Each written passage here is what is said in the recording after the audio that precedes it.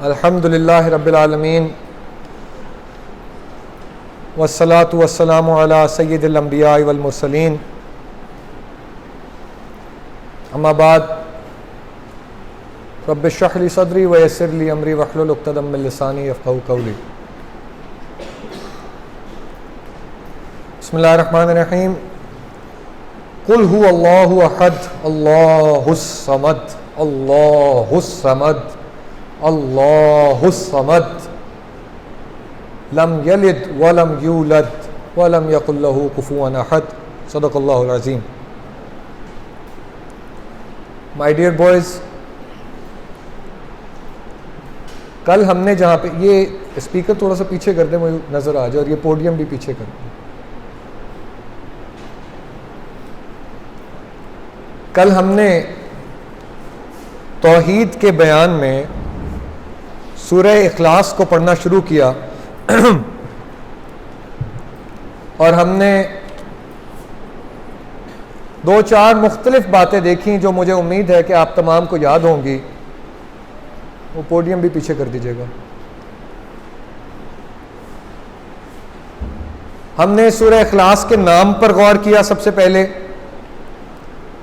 آپ سب کو یہ بات اب کلیئرٹی کے ساتھ معلوم ہونی چاہیے کہ اخلاص کے کیا معنی ہے اور اس سورت کا نام اخلاص کیوں رکھا گیا. یہ بات بھی آپ کے ذہن نشین ہونی چاہیے. ہم نے یہ دیکھا کہ اس وقت عرب کے حالات کیا تھے جس وقت سورہ اخلاص کا نزول ہوا حضور پاک صلی اللہ علیہ وسلم پر. قل هو اللہ احد کی آیتیں اتاری گئیں تو اس وقت جو ہے وہ مکہ میں کیا ہو رہا تھا، کفار کی کیا پوزیشن تھی، قریش جو ہیں وہ کیا سوالات کیا کرتے تھے، حضور پاک صلی اللہ علیہ وسلم کے ذہن میں کیا باتیں چل رہی تھی جن کا جواب اللہ تعالیٰ نے اس وحی کے ذریعے سے دیا. اور پھر ہم نے یہ بھی دیکھا کہ کیسے توحید کا بیان جو ہے جو اس صورت میں کیا گیا ہے وہ شرک کی پوری وہ توڑ ہے جو شرک کسی بھی ذریعے سے یا پہلے رسول اللہ صلی اللہ علیہ وسلم کو آفر کیا جا رہا تھا یا پریشرائز کیا جا رہا تھا ان کے صحابہ کے اوپر پتھر رکھ کے، یا پھر کسی بھی دیگر طریقے سے اس بات پر زور دیا جا رہا تھا کہ کسی طرح اللہ کے ساتھ یہ باقی سارے بھی جو خدا ہیں ان کو بھی مان لو. ان ساری باتوں کا توڑ جو ہے وہ یہ صرف 4 آیتوں کے اندر آ جاتا ہے. یہ ہم نے ساری کی ساری چیزیں جو ہیں وہ کل دیکھی ہیں. ایک ہم نے اور بھی چیز کل دیکھی تھی کہ 1/3 قرآن مجید کہا جاتا ہے سورہ اخلاص کو، جس کی وجہ یہ ہے کہ اسلام کے بنیادی 3 یا قرآن کے بنیادی 3 میسیجز جو ہیں وہ ہیں توحید، رسالت اور آخرت. لاسٹ ٹیبل پر میری آواز آ رہی ہے کلیئرلی؟ توحید، رسالت اور آخرت، یہ 3 ٹاپکس ہیں جس کے اوپر اسلام کی پوری بنیاد، پوری عمارت کھڑی ہوئی ہے. یہ وہ بنیاد ہے. آپ نے کوئی بھی اگر عمارت کھڑی کرنی ہو 20 منزلہ، 25 منزلہ یا 3 منزلہ، 4 منزلہ، وہ 3-4 منزلیں جو ہیں وہ تو زمین کے اوپر ہوتی ہیں جو ہمیں نظر آ رہی ہوتی ہیں، جس میں ہم رہ رہے ہوتے ہیں، لیکن اصل میں جس چیز کی سپورٹ سے وہ اوپر تک کھڑی ہوئی ہوتی ہے پوری عمارت، اس کے لیے جو پتھروں کا استعمال ہے، اس کے لیے جو اینٹیں اور گارا ہے، اس کے لیے جو سیمنٹ ہے، وہ زمین کے اندر ہوتا ہے. جتنی بڑی عمارت آپ نے باہر کھڑی کرنی ہے اتنی ہی زیادہ بڑی بنیاد آپ کو نیچے ڈالنی پڑتی ہے زمین کے، اور زیادہ اس کو مضبوط بنانا پڑتا ہے. یہ والی چیز آپ درختوں میں بھی دیکھتے ہیں کہ جو جتنا بڑا درخت زمین کے باہر ہوتا ہے اتنا ہی وہ بڑا درخت زمین کے اندر جڑوں کے طور پر کھڑا ہوتا ہے، جس کی وجہ سے وہ باہر کا پورا درخت سنبھلا ہوا ہوتا ہے. تو آپ کی اور میری بطور مسلمان یہ جو عمارت بننی ہے، جس میں ہم نے اپنی زندگی گزارنی ہے، جس میں ہم نے اپنے زندگی کے ریلیشن شپس بنانے ہیں، گزارنے ہیں، کریئر بنانا ہے، پڑھائیاں کرنی ہے، یہ ساری عمارت کی مختلف منزلیں ہیں. یہ جس آپ ایج سے گزر رہے ہیں، ابھی آپ زندگی کی دوسری یا تیسری منزل پر ہیں. آپ بچپن میں تھے، آپ چھوٹے بچے تھے، کوئی آپ سے پوچھ گچھ نہیں تھی، آپ کو الفاظ نہیں آتے تھے. ہماری جو ہے وہ او پر ہی ہماری ماں پہچان لیتی تھی کہ اس کو کیا مسئلہ ہے. ہمیں دودھ پلایا جاتا تھا، اور پھر ہم اس سے بڑے ہو کر ایک لیول پر آئے جب ہم نے اپنی بات کہنا شروع کر دی، ہم نے اپنے رونے کو الفاظ دینا شروع کر دیے، ہم نے اپنی بات یہ دیکھنا شروع کر دیا کہ کون سی وہ بات ہے کہ جب ہم کرتے ہیں تو ہماری امی یا ہمارے ابو یا ہمارے بھائی کون سی بات سے خوش ہوتے ہیں، کن باتوں پہ وہ غصہ کرتے ہیں، کن باتوں پہ وہ ہنستے ہیں. یہ ساری چیزیں جو ہیں وہ ہم نے نوٹ کرنا شروع کر دی، اور اس کے مطابق ہم نے اپنا جو ہے وہ مزاج بدلنا شروع کر دیا، بنانا شروع کر دیا. اب اس سے ایک اگلی منزل پر آپ بچپن سے لڑکپن کی زندگی میں آ چکے ہیں. 12 سال کے بعد بچپن سے بچہ نکل کے لڑکپن کی زندگی میں آ جاتا. اب اس وقت آپ ایک ینگ ایڈلٹ تیار ہو رہے ہیں. آپ کی ساری تراکیب، آپ کے سارے خیالات، آپ کی ساری سوچیں، آپ کے کہنے کے کام، کرنے کے کام، یہ سارے اب وہ نہیں ہیں جو کہ آپ کے والد یا والدہ آپ کو کہتے تھے. یہ سارے وہ بھی نہیں ہیں جو آپ کا استاد یا استانی آپ کو کہتی ہیں. یہ سارے وہ بھی نہیں ہیں کہ جو آپ کے دوست آپ کو کہتے ہیں یا دوست کرتے ہیں. یہ اب آپ خود کرنا شروع ہو گئے ہیں. خود آپ مختلف کام کرتے ہیں، مختلف جو ہے وہ اس کے ریزلٹس نکلتے ہیں آپ کے سامنے. یہ بات یعنی اگر کسی کے مارکس زیادہ آتے ہیں تو اس کو اس کا انعام مل جاتا ہے یا وہ پرائز آ جاتا ہے. کوئی اگر غلطی کرتا ہے اس کی سزا ہو جاتی ہے. ٹھیک ہے، کوئی ٹھنڈی چیز رات کے وقت یا سردی میں کھا لیتا ہے یا ٹھنڈے پانی سے نہا لیتا ہے، یہ اس نے کام کیا تو صبح اس کا جواب اس کو بخار کی صورت میں مل جاتا ہے. تو یہ سارے ایکشنز کے ریئیکشنز جو ہونا شروع ہو رہے ہیں، یہ ساری زندگی اب معاملے چلیں گے. اب آپ ہی وہ لوگ، یہی جو اب آپ ایکشنز کر رہے ہو کہ دوسری منزل پر کیا ہے یا تیسری منزل پر کیا ہے، جو میں نے فرسٹ لیکچر میں یہاں پر بات کی تھی کہ گھر کے کچھ حصے خراب ہو جاتے ہیں، صاف کرنے کی ضرورت ہو جاتی ہے. تو وہ سیکنڈ اور تھرڈ منزل میں آپ کیا رکھو گے، جس کے بعد آپ چوتھی منزل میں ایک ینگ پروفیشنل بن جاؤ گے.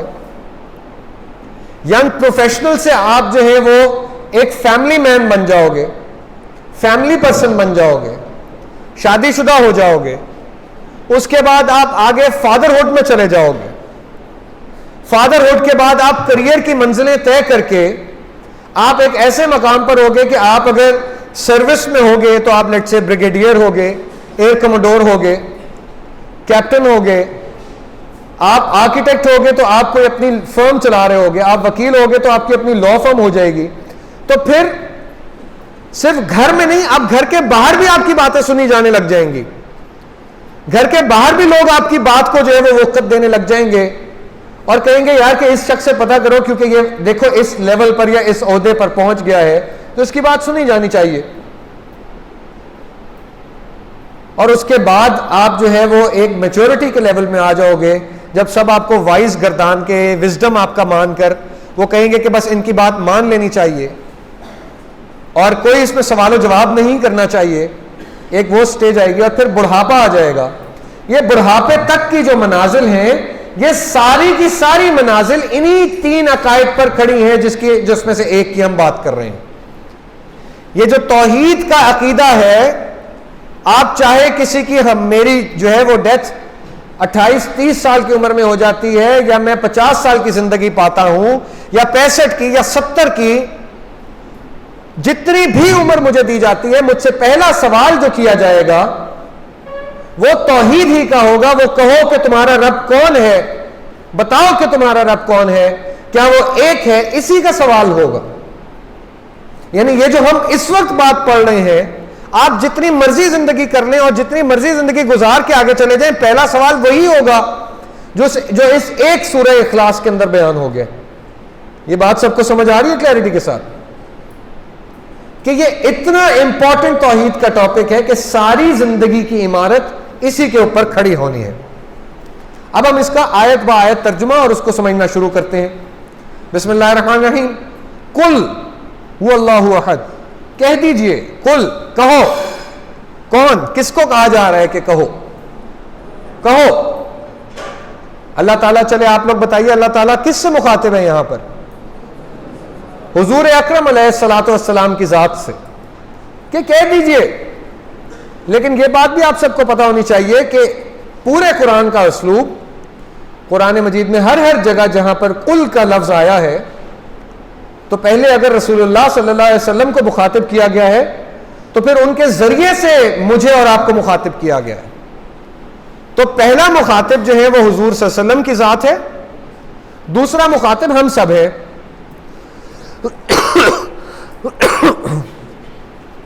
کیونکہ ہم سب نے جو ہے وہ یہ کہنا ہے, ہم سب سے توحید کا سوال ہے. یہ جو سبق اللہ تعالیٰ حضور پاک صلی اللہ علیہ وسلم تک پہنچا رہا ہے, یہ وہ سبق ہے جو اللہ ہم سب کو دینا چاہتا ہے. تو پہلی بات تو یہ سمجھ آ جانی چاہیے کہ یہ قل کا لفظ کیا تھا. قل ہو اللہ, کہہ دیجئے کہ وہ اللہ ہے, ہو احد, ایک ہے. یہ دونوں اس کے ترجمے یوز ہوتے ہیں, تو میں دونوں ترجمے بتا دیتا ہوں. ایک ہے, کہو کہ اللہ ایک ہے, جو عام فہم ترجمہ ہے, ہم جب بھی پڑھتے ہیں تو ہمیں یہ بات سمجھ آ جاتی ہے کہ کہو کہ اللہ ایک ہے. اور دوسرا, اس کو اگر ہم عربی کو, بیکاز قرآن کو سمجھنے کے لیے جب تک ہمیں عربی میں جس زمانے میں قرآن نازل ہوا, ہمیں جب تک یہ بات نہ پتہ ہوگی کہ اس وقت ان کی بات چیت کا سٹائل کیا تھا, آپس میں کس طرح سے جو ہے وہ عرب بات چیت کیا کرتے تھے, تو ہم قرآن کا میسج پوری طرح نہیں سمجھ پائیں گے. لٹرلی تو سمجھ جائیں گے جو اس کے اندر بات لکھی ہوئی ہے, لیکن ہم قرآن کا پورا میسج, اس کی ایسنس جو ہے وہ نہیں سمجھ پائیں گے. تو یہاں پر کیا بات ہو رہی ہے؟ کہہ دیجئے کہ وہ ہے کون؟ اللہ. یہ ہے پہلا تعارف اللہ کا. اللہ اپنا تعارف کروا رہے ہیں نا. آپ سے جب کہا جاتا ہے, نئے بوائز یہاں پر آئے ہیں, اکثر جب ہماری پہلی بات چیت ہوئی تھی تو ادھر ہی بیٹھے ہوئے ہم سب نے آپس میں بات چیت میں کہا تھا چلیں جی آپ کھڑے ہو اور اپنا نام بتائیں, اپنے فادر کا نام بتائیں, اپنا شہر بتائیں, ٹھیک ہے, and why you have come to this college, یہ بتائیں. یہی بات یاد ہے سب کو؟ ایسے تعارف ہوا تھا.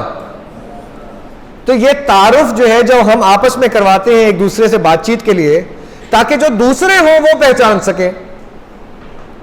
مثلا عبد الاحد کو یا احمد عزیر کو یا بلال کو یا ضیاء کو میں تو جانتا ہوں گا, لیکن باقی جو دوست آئیں گے وہ تو نہیں جانتے.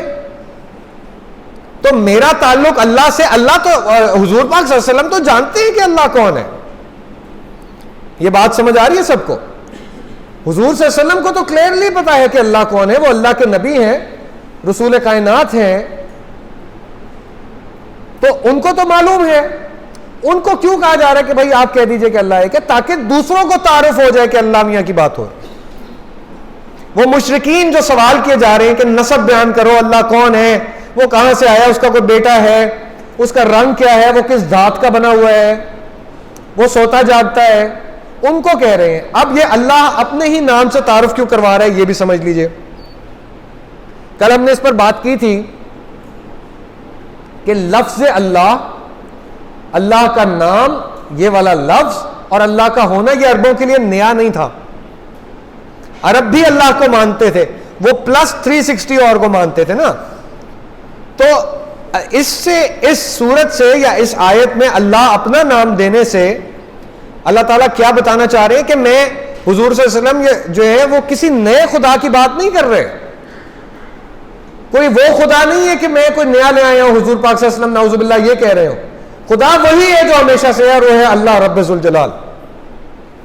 تو وہی اللہ جس کو تم مانتے ہو, اسی وہی اللہ اپنا تعارف کروا رہا ہے. قل ہو اللہ, کہ میں ہوں, میں کون ہوں, اللہ ہوں. کہہ دیجئے کہ کون ہے وہ اللہ ہے.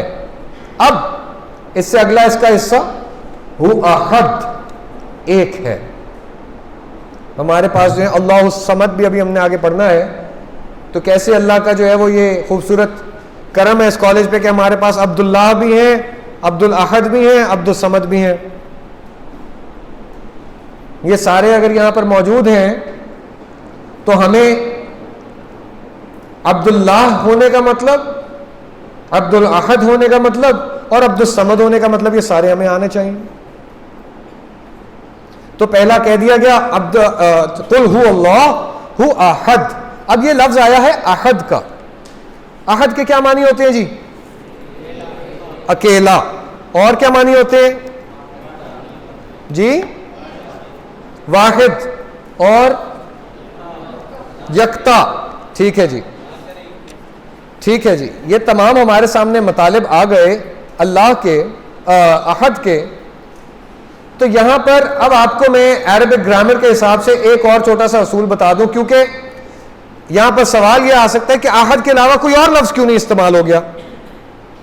ابھی آگے ہم اس پر گفتگو کریں گے کہ کس طرح سے صمد کا لفظ یوز، پہلے احد یوز ہو رہا ہے پھر صمد یوز ہو رہا ہے، تو دوبارہ احد کیوں نہیں یوز ہو گیا؟ کیا ضرورت پڑ گئی اللہ تعالیٰ کو کہ وہ مختلف الفاظ جو ہیں وہ بتا رہے ہیں؟ اور احد ہی کا لفظ کیوں استعمال ہو رہا ہے؟ احد ہی کی کیوں بار بار بات کی جا رہی ہے؟ واحد کا لفظ کیوں نہیں استعمال ہو گیا؟ تو اس کی میں آپ کو ایک چھوٹی سی ایگزامپل کے ساتھ ایکسپلینیشن دے دیتا ہوں. آپ لوگ جب کبھی بھی بات کرتے ہیں اردو میں، آپس میں بات کر رہے ہوتے ہیں، اور اگر ہم نے یہ بات کرنی ہو کہ وہ ایک اکیلا شخص وہاں سے چلتا ہوا آ رہا ہے،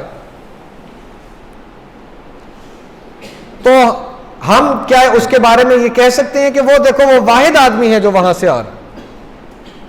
کہتے ہیں ہم، یہ ہماری زبانوں میں آتا ہے لفظ، ہم کہتے ہیں واحد آدمی ہے جو وہاں پہ کھڑا رہ گیا، وہ واحد شخص تھا جس نے پورے مجمع کی مخالفت کی، وہ واحد قوم تھی جو باقی ساری قوموں پر یا بادشاہوں کے ظلم کے خلاف کھڑی رہی. ہم واحد کا لفظ استعمال کرتے ہیں. جی سمجھ آ رہی ہے سب کو؟ لیکن کبھی آج تک ہم نے یہ کہا ہے کہ جب تک اگر بندے کا نام چلو احد نہ ہو کہ وہ احد آدمی چلتا ہوا آ رہا ہے، یا وہ احد قوم تھی، یا وہ احد شخص تھا؟ استعمال ہوا کبھی یہ نہیں استعمال ہوا. اس کے پیچھے وجہ ہے. وجہ یہ ہے کہ عربوں کے ہاں بھی احد کا لفظ لوگوں کے لیے یا کسی کو ڈسکرائب کرنے کے لیے استعمال نہیں ہوتا تھا، واحد ہوتا تھا. احد کا لفظ جو ہے وہ اللہ تعالیٰ نے سوللی اپنے لیے جو ہے وہ یہاں پر چن لیا ہے کہ یہ لفظ مجھے ڈسکرائب کرنے کے لیے، یکتا سب سے علیحدہ ڈسکرائب کرنے کے لیے احد کا لفظ ہے جو میں نے اپنے لیے چنا ہے. کیونکہ واحد کے اندر کنفیوژن ہو سکتی ہے. واحد کے اندر جس طرح واحد شخص یا واحد قوم. اچھا اس میں یہ بھی ایک مسئلہ ہے کہ آپ لوگوں نے انگلش میں، اردو میں بھی سنگولر ناؤن اور کلیکٹیو ناؤن پڑھے ہوں گے، پڑھے ہوئے؟ تو سنگولر ناؤن، جو کلیکٹیو ناؤن ہوتا ہے اس کو بھی ٹریٹ کیا جاتا ہے ایز اے سنگولر ناؤن جب اس کی سینٹینس میکنگ ہوتی ہے. تو نیشن جو ہے از اے کلیکٹیو ناؤن. جی سمجھ آ رہی ہے سب کو؟ کہ وہ جب قوم کی بات ہو رہی ہے تو قوم کھڑی تھی، یہ نہیں کہیں گے قوم کھڑے ہیں کہ قوم وہاں پر آئے. سمجھ آ رہی ہے میری بات کی؟ تو لیکن قوم میں میرا جو بات یہاں پر کہنے کا مقصد ہے کہ قوم جب ایک کلیکٹیو ناؤن ہے تو اس میں ایک سے زیادہ لوگ ہیں. اس میں سینکڑوں بھی ہو سکتے ہیں، اس میں ہزاروں بھی ہو سکتے ہیں، اس میں لاکھوں بھی ہو سکتے ہیں، اس میں کروڑوں بھی ہو سکتے ہیں، اس میں اربوں بھی ہو سکتے ہیں. تو بہت سارے لوگ ایک ہی کلیکٹیو ناؤن کا حصہ ہو سکتے ہیں جو کہ واحد سے ڈسکرائب ہو رہی تھی کہ وہ واحد قوم ہے. میں نے کہہ تو دیا وہ واحد قوم ہے، لیکن واحد قوم کے اندر دیکھو تو صحیح تو کروڑوں لوگ موجود ہیں یا لاکھوں لوگ موجود ہیں. تو ایک سے زیادہ، واحد کہنے کے باوجود بھی ایک سے زیادہ ہونے کا خدشہ رہا. یہ بات سمجھ آ رہی ہے؟ لیکن یہ خدشہ احد کے اندر نہیں رہا. احد کے اندر یہ خدشہ بھی ختم کر دیا گیا. احد کہہ کے وہ ساری کی ساری جو آپ کے اوپر یعنی تہمتیں لگائی جا سکتی تھیں یا سوال اٹھائے جا سکتے تھے کہ اللہ کتنے ہیں، اللہ کون ہے، اللہ کہاں کے ہیں، وہ سب ختم کر دیے گئے. ایک لفظ احد بولا، ختم. سب سوالوں کے جواب ختم. بھائی وہ پوچھ رہے ہیں بھائی کون ہے اللہ میاں، کہاں سے آئی ہے، وہ کہتے ہیں احد. احد کا لفظ پہلے سنا ہوا ہی نہیں، تو وہ کیا اس سے سمجھ آئی کہ وہ ایک ہی ہے. اب اس سے بہت ساری چیزیں ابھی ہم اگلے میں جا کر بات کریں گے کہ ایک عہد کہہ دینے سے کتنی زیادہ ہم نے لاسٹ ٹائم جو ہے وہ بیٹھ کر جو سوالات گنے تھے ان سب کا جواب ہو رہا ہے یہاں پہ. ایک طرف یہ بتایا جا رہا ہے کہ نہ اللہ میاں سے پہلے کوئی تھا نہ بعد میں کوئی آئے گا. یہ سوال تھا نا قریش کا کہ اس کے بچے کون ہیں اس والے خدا کے جس کی آپ بات کر رہے ہیں معاذ اللہ. انہوں نے کہا کوئی عہد ہے, وہ عہد کا مطلب ہی یہ ہے کہ نہ بچے نہ شریک حیات نہ جینڈر. کیونکہ یہ بھی میں نے آپ کو لاسٹ ٹائم بتایا, ان کہنا تھا کہ جو مختلف بت یا مختلف خدا تھے ان کو جینڈر کر دیا گیا تھا, جینڈرڈ تھے وہ. کچھ جو ہیں وہ خواتین خدا تھے اور کچھ جو ہیں وہ مرد خدا تھے. یہی وہ لوگ چیز سوچتے تھے اللہ تعالیٰ کے بارے میں بھی معاذ اللہ کہ اللہ بھی یا خدا یا مرد ہوگا یا عورت ہوگا, اس کے علاوہ تو پاسبل نہیں ہے. ان کی اس سے زیادہ سوچ آگے چلتی نہیں تھی. تو وہ اس جینڈر والے سوال کو بھی یہاں پر ختم کر دیا گیا کہ وہ عہد ہے, وہ نہ تمہارا لیفٹ ہے نہ تمہارا رائٹ ہے, وہ سینٹر ہے, وہ ایک ہے, وہ سب سے اوپر ہے. یہ ساری باتیں ایک سمپل لفظ عہد کے ذریعے سے بتا دی گئی. اب اس کے اندر ایک اور چیز جو بتا دی گئی عہد کے ذریعے سے, ایک تو یہ بتا دیا گیا کہ وہ جو اللہ ہے جو ایک ہے, اسی کے اندر اگلی کوالٹی آ جاتی ہے کہ وہی رب ہے, وہی عبادت کے لائق ہے, اسی کی بات مانی جانی چاہیے. کیونکہ وہ یہ کہہ رہے تھے نا باقیوں کی بھی باتیں مانو یار, بس ٹھیک ہے اپنے والا رکھ لو لیکن باقیوں کی بھی مان لو. لیکن عہد کہنے کا مطلب یہ وہی ایک ہے جس کی چلے گی اور کسی کی نہیں چلے گی. جو بات یعنی حضرت بلال حبشی کے واقعے سے ہمیں دوبارہ یاد آ جاتی ہے, سمجھ آ جاتی ہے کہ وہ ان کا عہد کہنا اور پتھر جو ہے وہ اپنے اوپر برداشت کیے جاتے رہنا, اس کا مطلب ہی یہ تھا کہ وہی ایک ہے جس کی چلے گی, اسی کی جو ہے وہ پوری کی پوری دنیا ہے, اسی کا پورے کے پورے نظام پر حکم چلے گا. یہ پہلا, یہ ایک اور مطلب اس میں سے آ گیا ربوبیت کا. یعنی ایک تو یہ کہ کوئی بچہ یا کوئی والد یا کوئی ریلیشن شپ نہیں ہے, نمبر 1. نمبر 2 کوئی جینڈر نہیں ہے. نمبر 3 کہ رب صرف وہی ہے, عبادت کے لائق صرف وہی ہے, حکم صرف اسی کا چلے گا. اور نمبر 4 خالق بھی صرف وہی ہے, بنانے والا بھی صرف وہی ہے, کریٹر بھی صرف وہی ہے. کیونکہ وہی دوبارہ یہ عہد کے لفظ سے ہی سارا کچھ ایکسپلین ہو رہا ہے. بیکاز قریش جو ہیں جب وہ یہ کہہ رہے ہیں کہ ٹھیک ہے اللہ کو مان لیا, آگ کا لیکن جو ہے وہ ہم خدا الگ کر دیتے ہیں, رزق کا اور بارش کا خدا جو ہے وہ ہم الگ کر دیتے ہیں, زندگی کا موت کا خدا الگ کر دیتے ہیں.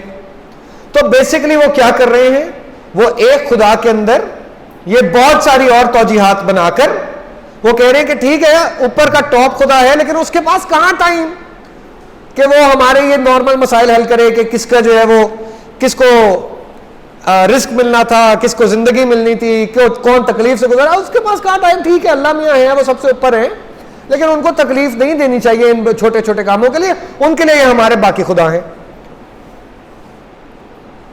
تو یہ وہ تھنکنگ تھی جو ایک قل هو اللہ احد کے ذریعے سے ختم کر دی گئی. یہ سارے سوالوں کے جواب دے دیے گئے کہ خالق بھی وہی ایک ہے جس کا نام ہے اللہ. اسی آیت کی جو ہے وہ ایک آخری بات کر کے ہم اگلی آیت پہ چلتے ہیں کہ آپ لوگوں نے ہسٹری کی بکس میں آپ لوگ پڑھتے ہیں یا بات چیت میں آپ لوگ دیکھتے ہیں تو آپ نے سنے ہوں گے نام سکندر اعظم. اب نام اس کا تھا سکندر, لیکن کہتے ہیں اس کو کیا ہے, سکندر اعظم. انگریزی میں کیا کہتے ہیں, Alexander the Great, Alexander the Magnificent, whatever the word you want to use. اسی طرح مختلف جو مختلف یہ گزرے ہیں, کیا ان کو کہ بادشاہ جو مختلف گزرے ہیں, کانکررز جو گزرے ہیں, سلاطین گزرے ہیں, ان سب کے نام ایک ہوتے تھے, لقب ساتھ لگ جایا کرتا تھا یا ایک کوئی نہ کوئی ٹائٹل ساتھ دے دیا جاتا تھا. سمجھ آ رہی ہے یہ بات؟ جس طرح ابھی آپ لوگوں کو پتا ہوگا کہ جو برطانیہ کی کوئین ہے, کوئین الزبتھ, ان کے ہسبینڈ प्रिंस फिलिप का इंतकाल हो गया है पिछले हफ्ते 99 ईयर्स ऑफ एज में। अब ये जिनका वो इंतकाल हुआ है उनका नाम क्या है पूरा का पूरा जिससे उनको कॉल किया जाता है, वो है या टाइटल जो उनको मिला हुआ है, that is Duke of Edinburgh. आप सारे ड्यूक ऑफ एडिनबरा के नाम से आप में से बहुत सारे वाकिफ होंगे, बिकॉज हमारी जो है वो ड्यूक ऑफ एडिनबरा एक सोसाइटी भी है, हमारी एक जो है वो पार्टनरशिप है ड्यूक ऑफ एडिनबरा के साथ, उनकी सोसाइटीज के साथ। तो Duke of Edinburgh Prince Philip is the full name that is used for him. Duke of Edinburgh उनका टाइटल और प्रिंस फिलिप वो नाम। अच्छा, नाम फिलिप है, प्रिंस फिलिप लेकिन कहते हैं। ये बात समझ आ रही है ना सारों को? इसी तरह कॉन्स्टेंटिनोपल, कुस्तुनतुनिया, तुर्की, इस्तांबुल को जिस कॉन्करर ने, मुसलमान कॉन्करर ने रोमियो के या क्रिश्चियन से या रोमन एम्पायर से छुड़ाया था, उसका नाम क्या था? को बताएं आप लोग सब ने ये ड्रामा देखा होगा पिछले बहुत सारे अरसे से, तो उनके बाद जो है वो एक आए थे सुल्तान मोहम्मद फातेह। अब फातेह उनका नाम नहीं है, मुहम्मद नाम है उनका। सुल्तान मोहम्मद अल फातेह इसलिए कहा जा रहा है because he is the winner, the conqueror, जो जीता। तो वो नाम ही बन गया, नाम का हिस्सा बन गया। सुल्तान मोहम्मद फातेह, सुल्तान मोहम्मद फातेह। मोहम्मद कौन से मोहम्मद फातेह? वो याद रह जाती है बात कि वो कौन बंदा था भाई, वो फातेह, ठीक है। अलेक्जेंडर कौन सा? The great.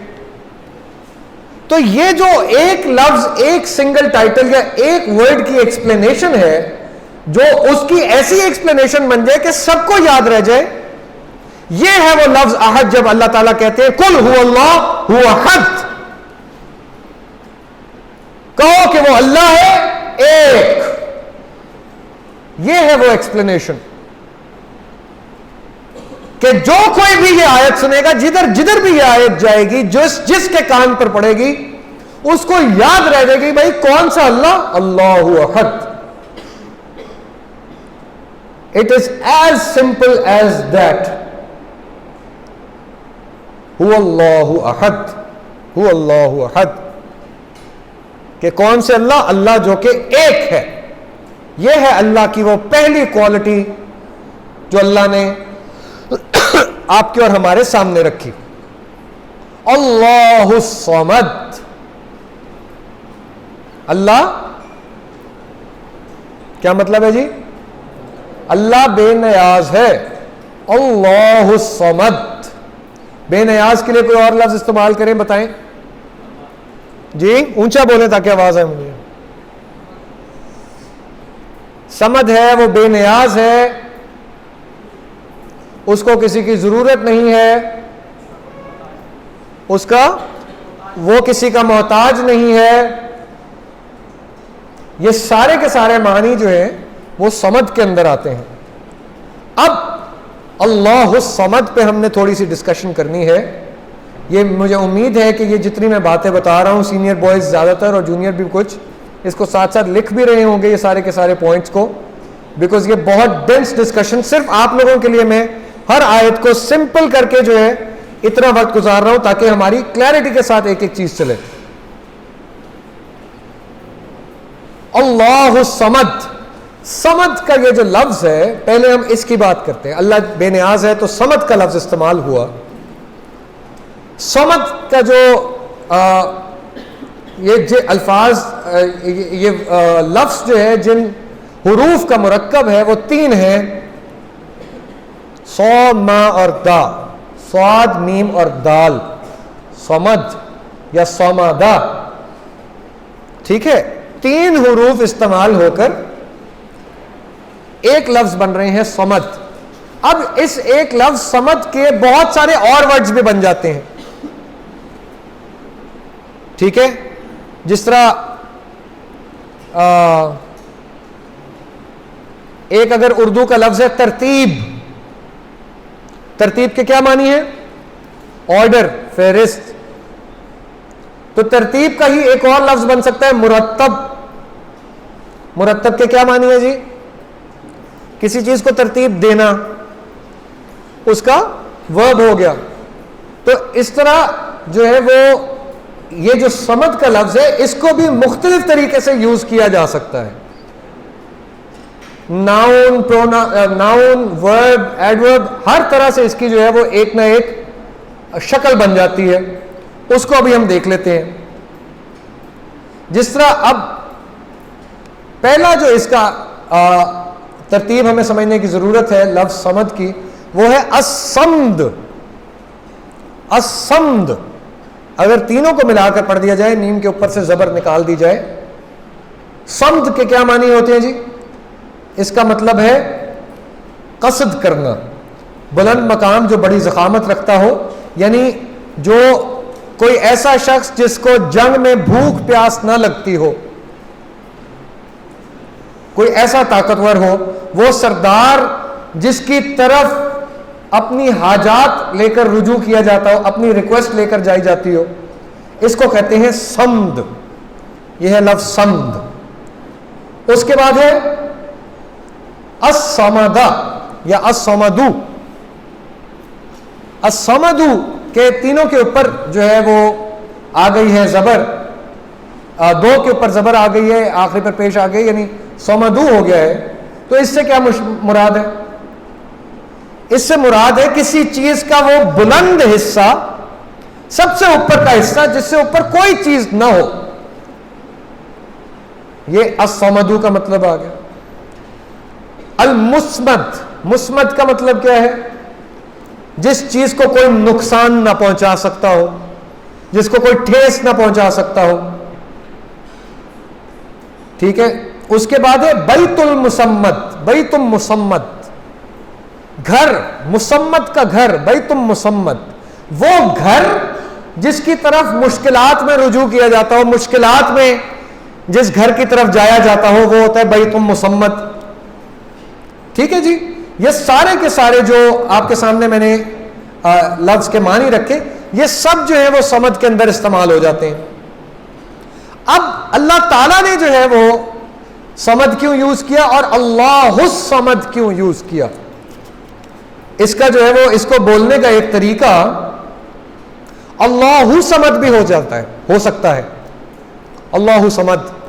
اور یہ جو کوئی بھی آپ لوگوں کو میں سب کو کہوں گا کہ آپ تلاوت قرآن کرتے ہیں اور آپ قرآن کی کلاس لیتے ہیں تو یہ اپنی تجوید پر, پراپر پروننسیشن کے اوپر اور قرآن کا ایک ایک حرف جس طرح لکھا ہوا ہے اس طرح ادا کرنے کے اوپر شدید غور کیا کیجئے, شدید غور کیا کیجئے, شدید غور کیا کیجئے. کیونکہ ابھی ہم جن عمروں میں ہیں ہمیں ایک پیش کو زبر کر دینا اور زبر کو زیر کر دینے کا مطلب نہیں پتا جب تک ہم خود اصل میں اس کو پڑھنا نہیں, اس میں سے گزر نہ جائیں, تب جا کر یہ بات ظاہر ہوتی ہے کہ وہ ایک ایک زیر زبر پیش یا ایک ایک شد جو ہے وہ ڈالی گئی ہے اس کا کیا معنی ہے.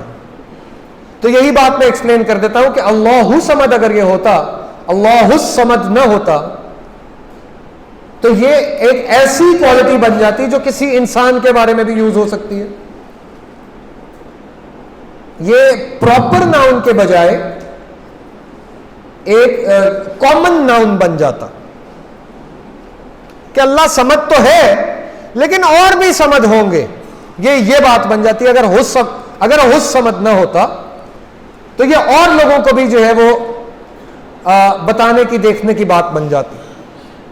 تو یہ اللہ تعالیٰ نے کلیئرلی جو ہے وہ صمد کا لفظ یوز کیا. اچھا, ایک اور لفظ جو صمد کے لیے استعمال ہوتا ہے, صمد کی میننگ میں آپ کو جس سے سمجھ آ جائے, صمد کے معنی ایک اور ہے جس کی سب پر نظر ہو,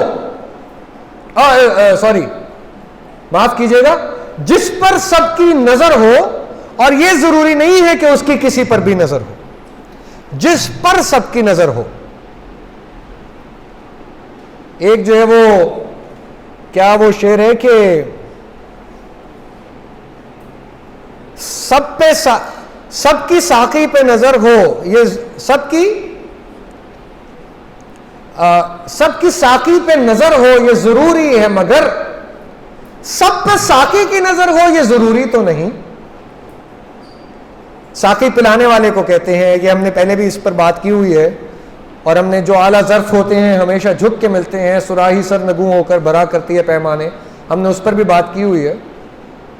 تو ساقی سے اگر مراد اللہ تعالیٰ کی لی جائے کہ اللہ تعالیٰ کی طرف تو سب دیکھ رہے ہیں, اللہ تعالیٰ کے تو سب کی حاجت اللہ سے جڑی ہوئی ہے, اللہ کی حاجت نہیں کسی سے جڑی ہوئی.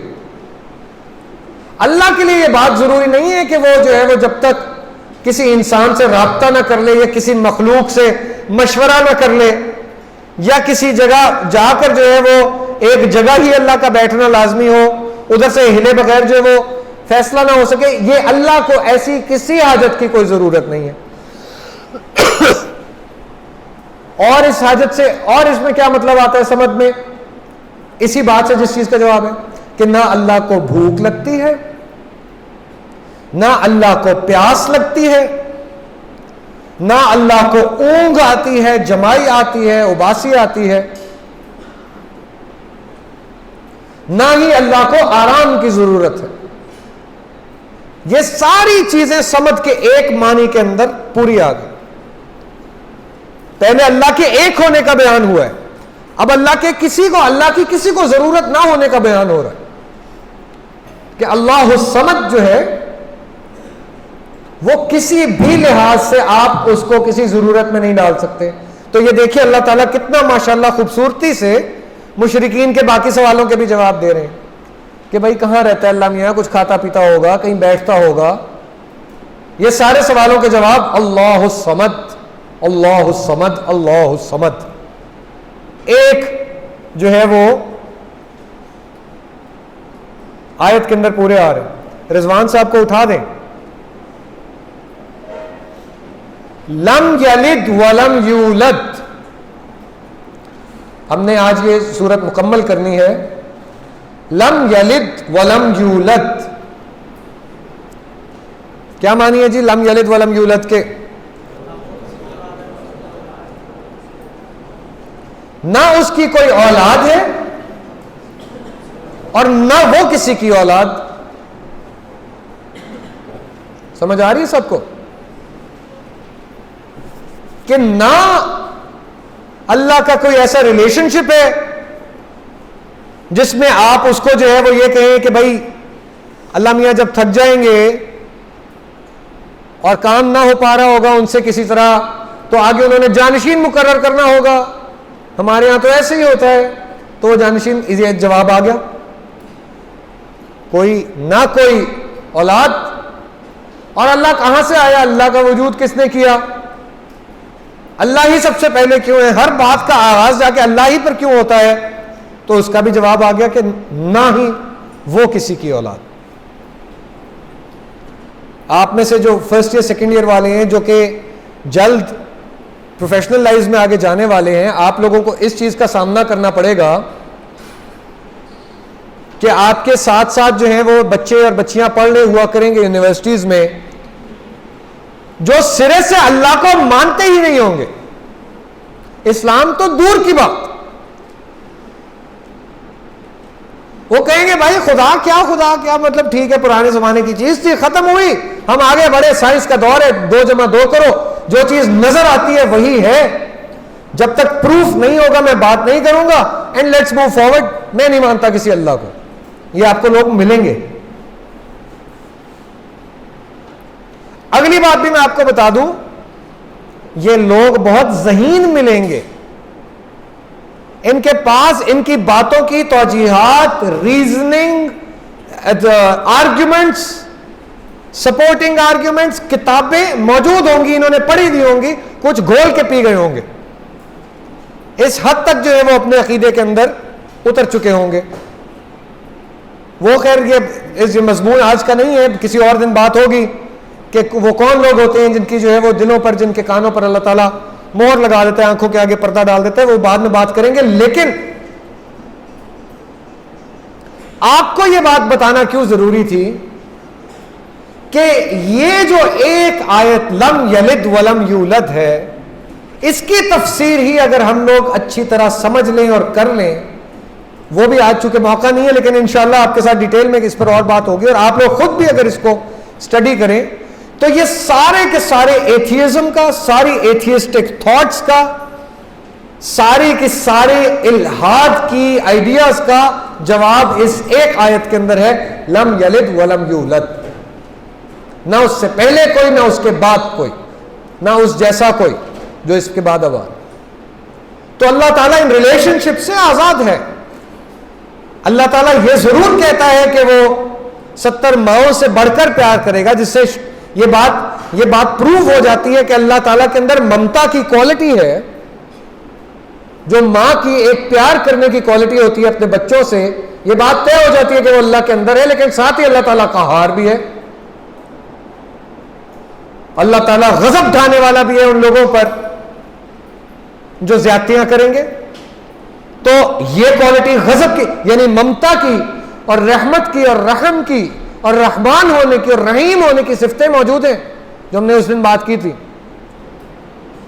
اور قہار ہونے کی، قدوس ہونے کی، جبروت ہونے کی کوالٹیز جو ہیں کہ میگنانمس ہونا، وہ بھی اللہ میں موجود. تو کوالٹیز موجود ہیں، جینڈر نہیں ہے، نہ میل نہ فیمیل، جینڈر نہیں ہے، نہ ہی جینڈر اسکرائب کیا جا سکتا ہے، کوالٹیز اسکرائب کی جا سکتی ہیں. اور اسی کے اندر لم یلد ولم یولد سے جو آخری بات بتا دی گئی وہ یہ کہ اس میں کوئی جو ہے وہ یعنی وہ ہمارے جیسا نہیں ہے. یہ جو ہم ریلیشن شپس کرتے ہیں، یعنی جو لوگ ہوتے ہیں جو رہ رہے ہیں، جس کا باپ ہے، جس کا بیٹا ہے، جس کی بیٹی ہے، جس کی بہن ہے، تو ہمارے 2 ہاتھ ہیں، 2 پاؤں ہیں، 2 آنکھیں ہیں، ناک ہے، کان ہے، بال ہیں، ہمارا یہ جسم ہے، یہ سکن ہے، ہڈیاں ہیں. یہ پورا سراپا جو ہے وہ ہمیں انسان بناتا ہے. ہماری ایک یہ ماہیت ہے، یہ ہماری کوالٹی ہے کہ انسان جو ہے یہ پورے کے پورے جسم کا بنا ہوا ہے. جب اللہ تعالیٰ نے یہ کہہ دیا کہ نہ باپ ہے نہ بیٹا ہے، تو یہ جسم تو اس میں آ ہی نہیں سکتا. پھر جسم کا سوال بھی رد ہو گیا. وہ جب جسم دینے کی کوشش کرتے تھے، مختلف طریقہ کار کے جو ہیں وہ بت بناتے تھے کہ اس کی شکل ایسی ہوگی، اس کا ایسا ہوگا، اس کو سونا پسند ہے، اس کو چاندی پسند ہے، اس کو تانبا پسند ہے. تو یہ ساری چیزیں بھی جو ہیں وہ اس ایک آیت کے اندر ختم ہو گئی کہ اللہ تعالیٰ کی نہ ہمارے جیسی باڈیز بھی نہیں ہے، ہمارے جیسا اللہ تعالیٰ کا کوئی باڈی پارٹ نہیں ہے کہ جس کو اللہ کے ہاتھ ہیں. یہ بات جو ہے وہ کہ اللہ کی انگلیوں کے درمیان جو ہے وہ انسانوں کے قلب ہے، دلوں کو پھیرنے والا جب اللہ میاں کو کہا جاتا ہے. قلب کے جو معنی ہے، آپ لوگ جو ہیں وہ اپنی دعاؤں میں یہ دعا بھی کرتے ہوں گے، یا مقلب القلوب، یہ اللہ کا ایک نام ہے، دلوں کو پھیرنے والے. یا مقلب القلوب، اے دلوں کو پھیرنے والے. حدیث میں آتا ہے کہ اللہ کے ہاتھ میں یہ جو قلب ہے یہ ایسے ہے کہ جس طرح یہ 2 انگلیوں اور انگوٹھوں کے درمیان میں اگر ایک چھوٹی سی ایک چیز یہاں پر آ جائے تو اس طرح سے اللہ کے ہاتھ میں دل ہے، وہ چاہے تو یوں پھیر سکتا ہے، چاہے تو یوں پھیر سکتا ہے. اس طرح سے جو ہے وہ اللہ تعالیٰ کی گرپ میں ہمارے دل ہیں. تو یہ جو دعا ہے، یا مقلب القلوب ثبت قلبی علی دینک، کہ ہمارے دلوں کو پھیر دے، کس طرف؟ ثابت کر دے، ٹھہرا دے، پکا کر دے اپنے دین پر. علی دینک، کہ اپنے دین پر ثابت کر دے، وہاں روک دے. کیونکہ دلوں کا کیا ہے، دل پھر جایا کرتے ہیں، جس وجہ سے آخر وقت تک اللہ تعالیٰ سے ہم نے معافی مانگتے رہنا ہے. آخر وقت تک جو ہے وہ ہمیں اس بات کا نہیں پتا کہ گارنٹیڈ ہے یا نہیں کہ ہماری بخشش ہو گئی ہے یا نہیں. وہ اسی وجہ سے ہے کہ ہمارے دل کا پتہ ہی نہیں کہ اس وقت کیا سوچ رہا ہے، اس وقت کس سوچ میں مبتلا ہے، اور کل کو جو ہے وہ کیا سوچ میں ہو، یا اگلے لمحے کس سوچ میں ہو. اس مومنٹ پہ اگر عبادت کر رہا ہے تو کیا وہ اللہ کے لیے کر رہا ہے ہمارا دل، یا اگلے مومنٹ پہ کر رہا ہے تو میں ساتھ والے نے سجدہ لمبا کیا تھا، میں اس سے لمبا سجدہ کر کے اس کو دکھاتا ہوں میں بھی بڑا جو ہے وہ عبادت گزار ہوں.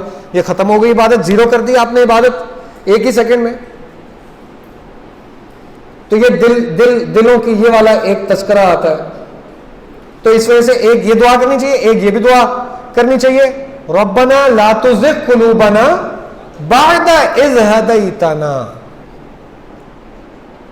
یا اللہ میرا دل مت پھیری اس کے بعد کہ جب آپ ہمیں ہدایت دے چکے ہو کہ یہ اللہ سے درخواست کرتے رہنے چاہیے کہ سیدھا رستہ یا اللہ صرف دکھانا نہیں ہے، آپ نے ہمیں چلانا بھی اسی پہ ہے. کفار کا مسئلہ کیا تھا؟ یہ جو شرک کیے جا رہے ہیں، سوال کیے جا رہے ہیں، انہیں پتا ہے کہ اللہ ہے، انہیں پتا ہے کہ اللہ ایک ہے، لیکن جان بوجھ کے شرارت کے لیے، تنگ کرنے کے لیے، اپنے بزنسز اور دکانیں چمکانے کے لیے اور چلانے کے لیے، اور اپنے حسب و نسب چلانے کے لیے وہ نہیں مانتے تھے، اس سے پھر جایا کرتے تھے. اور اس کے بعد آخری آیت وَلَمْ يَقُلْ لَهُ كُفُوًا أَحَدٌ كُفُوًا أَحَدٌ كُفُوًا أَحَدٌ. کفو کا جو لفظ استعمال ہوتا ہے، کفو کا جو ٹرم استعمال ہوتی ہے، وہ ہوتی ہے کسی چیز کو ڈسکرائب کرنے کے لیے جو برابر ہو. ہمارے ہاں پہلے ایک زمانے میں اور ابھی بھی جو ہے وہ نکاح کا جب خطبہ ہوتا ہے تو اس میں یہ آیتیں بھی پڑھی جاتی ہیں اور ساتھ یہ ٹرم بھی یوز ہوتی ہے کہ جو دو برابر والے ہوں ان کو جو ہے وہ شریک بنایا جا رہا ہے. یہ کفو کا لفظ جو ہے وہ اس کے لیے استعمال ہوتا ہے. لیکن اللہ کہہ رہے ہیں وَلَمْ يَقُلْ لَهُ، نہیں ہے کوئی برابر. کفوًا کس کے برابر؟ وہ جو وہ ایک ہی ہے، وہ جو وہ وحدہ لا شریک ہے، وہ جو ذوالجلال والاکرام ہے، وہ جس کے قبضہ قدرت میں میری اور آپ کی جان ہے، اس کے برابر کوئی نہیں ہے. تم کہتے ہو کہ تھوڑا برابر ہوگا جی، یہ تھوڑا سا اس کے پاؤں کے برابر ہو جائے گا، یہ جناب یہ والا خدا جو ہے وہ تھوڑا اور اوپر، یہ 70% برابر. کوئی برابر نہیں، نہ کوئی برابر ہے، نہ برابری کا سوال پیدا ہوتا ہے، نہ برابری کرنے کا کوشچن کر سکتے ہو. تم پہنچ ہی نہیں سکتے اس لیول پر جس پر خدا موجود ہے، جس پر اللہ تعالیٰ کی ذات موجود ہے. تو یہ تم یعنی ایک طرف بتایا جا رہا ہے کہ کوئی برابر نہیں، ایک طرف تنبیہ کی جا رہی ہے کہ کوشش بھی مت کرنا برابری کرنے کی، کیونکہ تم کر ہی نہیں سکتے، کر ہی نہیں سکتے تم وہ برابری جس کے تمہارے آباء و اجداد تمہیں بتا گئے تھے کہ ہاں یہ چلاتے رہنا بتوں کا کاروبار، لوگ آئیں گے ہر سال حج کرنے، ان سے جو ہے وہ پیسے بھی لینا اور یہاں پر تمہارا نظام بھی چلے گا. تم یہ کام نہیں کر سکتے. یہ سارے کاموں کی رد ایک اس چھوٹی سی صورت کے ذریعے سے اللہ تعالیٰ نے کر دی.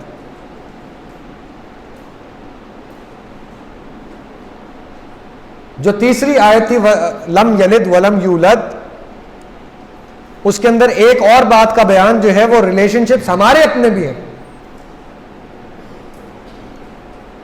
کہ ہم اپنے ریلیشن شپس میں اپنے ماں کو، اپنے باپ کو، اپنے بھائی کو، بہن کو، بہو کو، بیٹی کو کہاں رکھتے ہیں اور ہم خدا تعالیٰ کو کہاں رکھتے ہیں.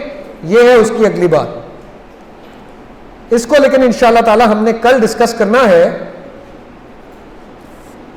لیکن یہ بات آپ سب کے ذہن نشین ہونی چاہیے اب ان 4 آیتوں کی اس تفسیر کے ساتھ کہ توحید کا یہ مضمون آپ کی زندگیوں کی بنیاد ہے، میرے سانس لینے کی بنیاد ہے، میرے زندگی کے ریلیشن شپس کی عمارتوں کا کھڑا ہونا توحید کی بنیاد کے مضبوط کرنے کے اوپر ڈپینڈنٹ ہے. اللہ کو صرف ایک مانا نہ جائے، اللہ کو ایک تسلیم کیا جائے اپنے ایک ایک کام میں. اس کو احد مان لیا جائے کہ اس جیسا، یعنی احد کا لفظ نہیں پھر استعمال ہوگا انسانوں کے لیے، یہ تسلیم کیا جائے. یہ اللہ کا حق ہے ہم پہ. ہمارے کیا حق ہے اللہ سے، اس کی بات بھی انشاءاللہ تعالیٰ کریں گے بعد میں.